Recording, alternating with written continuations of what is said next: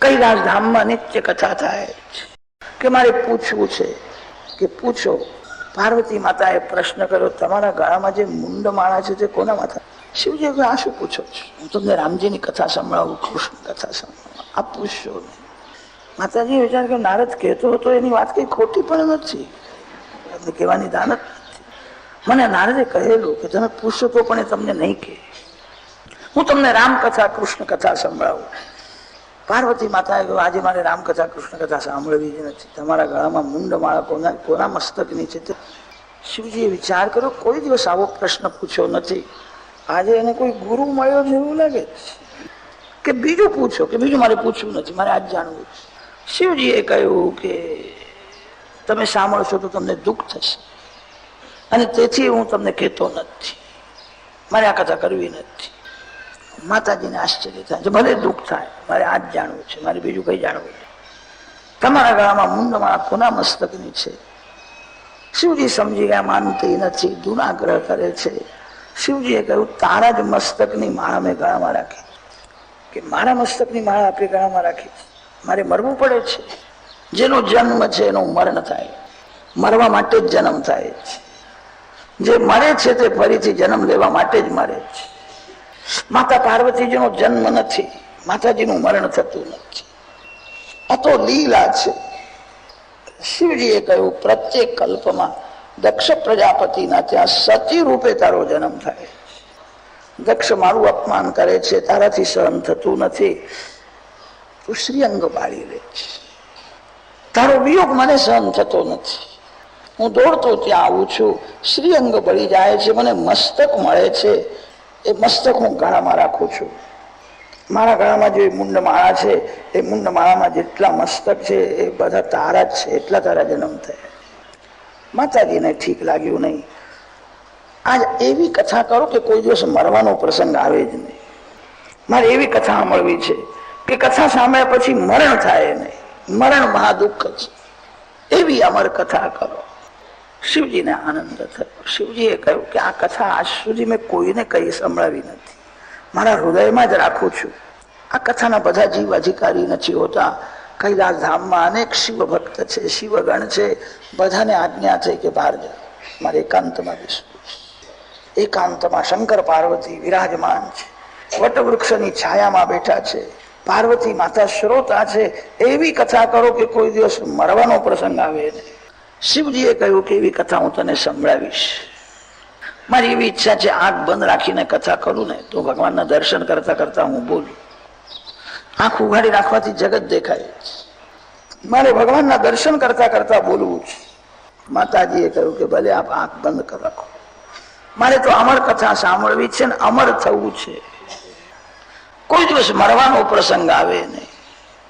શિવજીએ કહ્યું, આંખ બંધ રાખીને કથા કરીશ. આ કથા એવી દિવ્ય છે, કોઈ કોઈ વખત શ્રોતા બહુ લાયક હોય તો કથા શ્રવણ કરતા એને સમાધિ લાગે છે. દેહનું જગતનું ભાન રહેતું નથી. કથામાં કોઈ અતિ પાપી જીવ જઈને બેઠો હોય તો એને નિદ્રા પણ આવે છે, એને આળસ આવે છે. કેટલાક લોકો કથામાં ઘડિયાળ જુએ છે, મારા 6:30 સુધી કરશે એવું લાગે છે. અતિ પાપીને કથામાં આળસ આવે, કથામાં નિદ્રા આવે. જેનું હૃદય ગંગાજળ જેવું અતિ શુદ્ધ છે એને કથામાં સમાધિ લાગે, કથામાં એને પરમાત્માના દર્શન થાય. શિવજીએ કહ્યું કે હું કથા કરું ને કદાચ તને સમાધિ લાગી જાય તો હું કથા કરું ત્યારે 2-4 મિનિટ થાય કે ત્યારે હું એવું બોલવાનું. હું આંખ બંધ રાખીને કથા કરીશ તો હુંકાર પૂરે એટલે હું સમજીશ કે સમાધિ નથી લાગી, બરાબર કથા સાંભળે છે. 2-3 મિનિટ થાય કે ત્યારે હુંકાર પૂરવાનું. માતાજીએ વિચાર કર્યો, મારે તો અમર કથા સાંભળવી છે, અમર થવું છે, ભલે આપ આંખ બંધ રાખીને કથા કરો, હું હુંકાર પૂરીશ. શંકર ભગવાન વક્તા છે, પાર્વતી માતા શ્રોતા છે.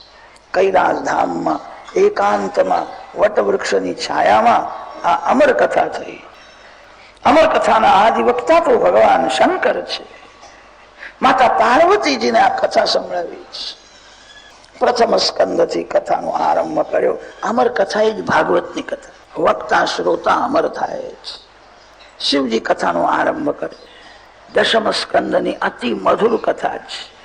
શ્રી કૃષ્ણ લીલામાં જગતની વિસ્મૃતિ થાય છે. શ્રી કૃષ્ણની મધુર લીલા જેવી દિવ્ય છે. શિવજી મહારાજ કથા કરે છે. દશમ સ્કંદમાં રાસ લીલાની કથા કરી. વાસળીમાંથી ભગવાન એક એક જીવને બોલાવે છે, મારી પાસે આવો, મારી પાસે આવો. આનંદ કોઈ સ્ત્રી પાસે નથી, આનંદ કોઈ પુરુષ પાસે નથી, આનંદ સંસારમાં નથી, આનંદ ભગવાન આપે છે. આનંદ એ જ શ્રી કૃષ્ણ છે. વાસળી આજ પણ વગાડે છે અને વાસળીમાંથી ભગવાન જીવોને બોલાવે છે, અહીંયા આવો, અહીંયા આવો, હું તમને આનંદ આપીશ. ભગવાન વાસળી વગાડે છે, ગોપી દોડતી જાય છે.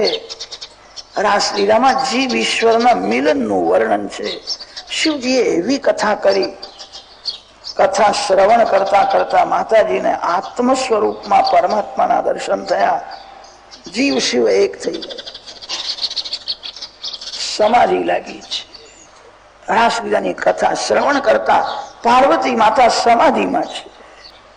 આ જીવ ઈશ્વરના મિલનની કથા છે.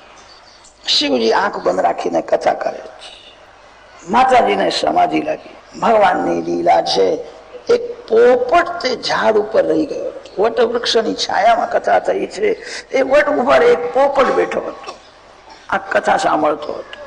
એને જ્ઞાન થયું. એને વિચાર કર્યો, પાર્વતી માતા તો સમાધિમાં છે. શિવજી આંખ બંધ રાખીને કથા કરે છે. હજુ તો બહુ ભગવાનની લીલા બાકી છે. માતાજી હુંકાર પૂરતા નથી.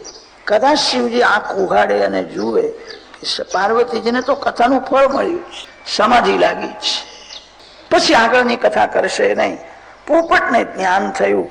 એને પાર્વતી માતાના જેવો સાધ કર્યો, હું હું હું. શિવજી મહારાજ આંખ બંધ રાખીને કથા કરે. પોપટ પાર્વતી માના જેવો શબ્દ કરે. શંકર ભગવાનને ખબર નથી કે કથા કોણ સાંભળે છે. માતાજી તો સમાધિમાં છે. શિવજી શ્રી કૃષ્ણ દર્શનમાં તન્મય થઈને બોલતા. માતાજીને સમાધિ લાગી છે. પોપટ બોલે છે. દશમ સ્કંદની, એકાદશ સ્કંદની, દ્વાદશ સ્કંદની કથા પરિપૂર્ણ કરી. કથા પરિપૂર્ણ કર્યા પછી શિવજીએ આંખ ઉઘાડી જય જયકાર કર્યો છે. માતાજી સમાધિમાં છે. શિવજીએ જોયું છે તો સમાધિ. એને ક્યારે સમાધિ લાગી? દેવી દેવી કોણ સાંભળે છે? આ સમાધિમાં છે તો હુંકાર કોણ પૂરે છે? શિવજી મહારાજ જોવા લાગ્યા અને તે ઝાડ ઉપર એક પોપટ બેઠો. એને આ કથા સાંભળી છે. આજ સુધી આ કથા મેં કોઈને સંભળાવી નહીં. આ પોપટે સાંભળી છે. શિવજીને ઠીક લાગ્યું નહીં. એને હું મારી નાખું. પોપટને મારવા દોડે છે. પોપટ ત્યાંથી જે ઉડ્યો તે કૈલાસ ધામ પાસે જ વ્યાસ મહર્ષિનો સમ્યાપ્રાસ આશ્રમ, વ્યાસાશ્રમમાં પોપટ. વૃદ્ધાવસ્થામાં વ્યાસજીએ ભાગવતની રચના કરી. ભાગવતની રચના કર્યા પછી વ્યાસજીને ચિંતા થઈ, મારા ભાગવતની કથા કોણ કરશે? જે પરમાત્મા સાથે અતિશય પ્રેમ કરે એ જ ભાગવતની કથા બરાબર કરી શકે.